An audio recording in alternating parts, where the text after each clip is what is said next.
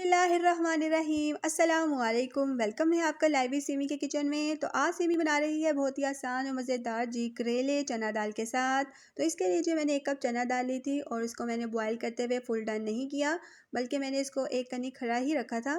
اس کے بعد میں نے یہاں 1 کلو کریلے لیے تھے، اس کو میں نے چھیلا اور نمک لگا کر تھوڑی دیر کے لیے چھوڑ دیا تھا، کیونکہ نمک لگانے سے کریلوں کی کڑواہٹ دور ہو جاتی ہے۔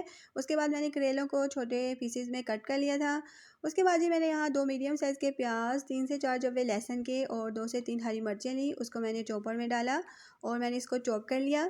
اور جب سب چیزیں اچھے سے چوپ ہو گئیں تو میں نے پتیلی میں ½ کپ آئل ڈالا اور اس میں سب سے پہلے کریلوں کو ڈال کر اس کو لائٹ گولڈن براؤن ہونے تک فرائی کیا اور پھر اس کو آئل سے نکال لیا۔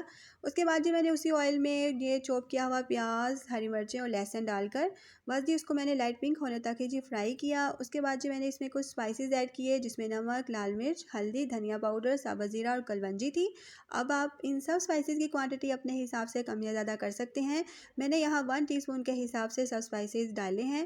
اس کے بعد میں نے یہاں 2 ٹماٹر کی پیسٹ شامل کر دی اور اب میں اس کو اچھے سے مکس کروں گی اور مسالہ بھون لوں گی اچھے سے 5 منٹ تک۔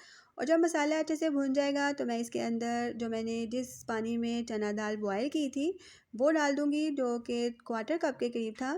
اور چنا دال ڈال کر اب میں کور کر کے اس کو 5 منٹس کے لیے چھوڑ دوں گی، کیونکہ چنا دال میں نے ایک کنی کھڑا رکھا تھا اس کو بوائل کرتے ہوئے، تو چنا دال اپنی اسی یخنی کے پانی میں 5 منٹس کے بعد سافٹ ہو جائے گی۔